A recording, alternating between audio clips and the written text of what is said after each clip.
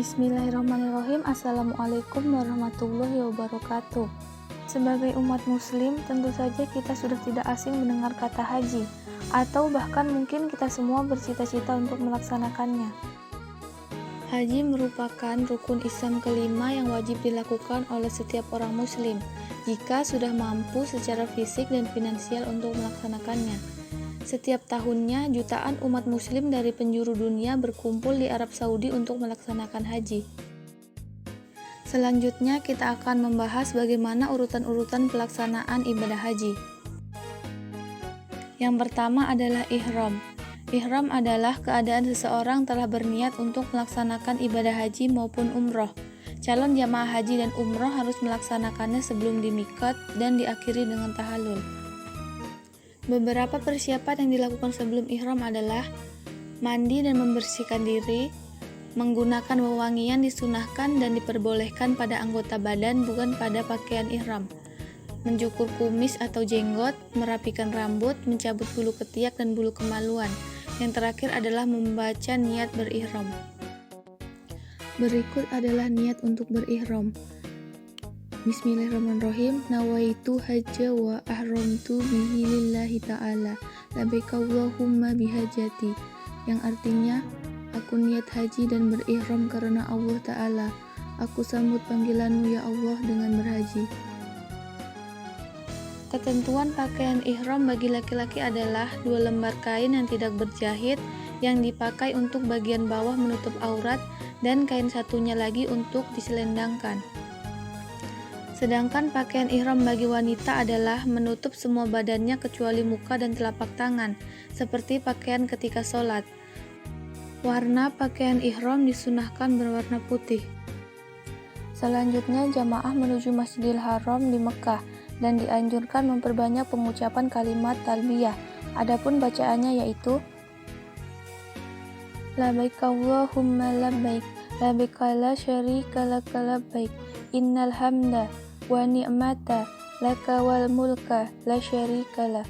Yang artinya, aku penuhi panggilanmu ya Allah, aku penuhi panggilanmu, tidak ada sekutu bagimu, aku penuhi panggilanmu. Sesungguhnya segala puji, nikmat dan kerajaan bagimu, tidak ada sekutu bagimu. Yang kedua adalah wukuf di Arafah. Setelah persiapan, seluruh jamaah haji berteduh di tenda sambil menunggu waktu wukuf di Arafah, yang dimulai pada tanggal 9 Zulhijjah ketika matahari tergelincir ke barat. Pada tanggal 9 Zulhijjah, mulai waktu zuhur sekitar pukul 12 siang adalah waktu wukuf. Saat itulah jamaah memohon doa kepada Allah Subhanahu wa Ta'ala. Wukuf di Arafah berakhir saat matahari terbenam, dan pada saat itu Anda diharuskan untuk berangkat ke Musdalifah. Saat wukuf ada beberapa hal yang harus dilakukan, yaitu sholat jamak takdim dan qasar zuhur asar, berdoa, berzikir bersama, membaca Al-Quran. Yang terakhir adalah sholat jamak takdim dan qasar maghrib isya. Yang ketiga adalah mabit di Musdalifah.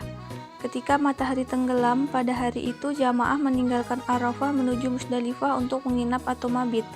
Perjalanan dari Arafah ke Musdalifah disebut melelahkan dan macet karena jutaan manusia berbondong-bondong menuju ke sana sambil mengambil kerikil untuk melontar jumroh.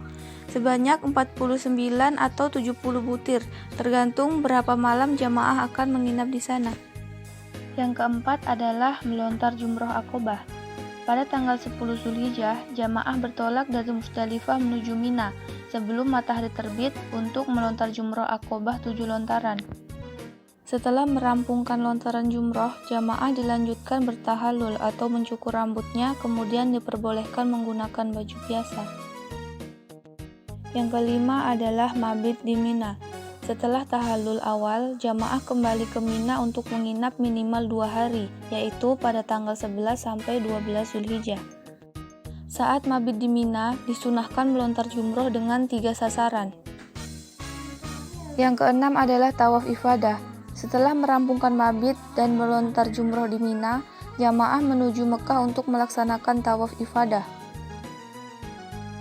Setelah itu dilanjutkan dengan sa'i. Sa'i dilakukan dengan berjalan kaki atau berlari kecil bolak-balik 7 kali dari Bukit Safa ke Bukit Marwah dan sebaliknya. Kedua bukit satu sama lain berjarak sekitar 405 meter.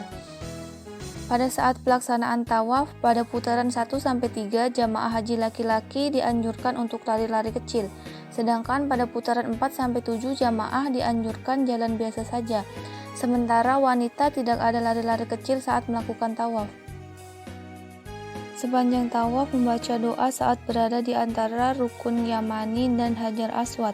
Doa yang selalu dibaca Rasulullah Shallallahu Alaihi Wasallam adalah doa sapu jagat, yaitu Rabbana atina fid dunya hasanah wa fil akhirati hasanah wa qina azabannar, yang artinya, wahai Tuhan kami, anugerahkan kepada kami kebajikan dunia dan kebajikan di akhirat, dan peliharalah kami dari siksa api neraka. Yang terakhir adalah tawaf wada. Wada berarti perpisahan. Setelah menyelesaikan seluruh ritual haji, jamaah melaksanakan tawaf wada sebelum meninggalkan Mekah untuk kembali ke negaranya masing-masing. Demikian rangkaian pelaksanaan haji yang dapat saya sampaikan. Kurang dan lebihnya mohon dimaafkan, dan semoga apa yang saya sampaikan dapat bermanfaat bagi kita semua. Wassalamualaikum warahmatullahi wabarakatuh.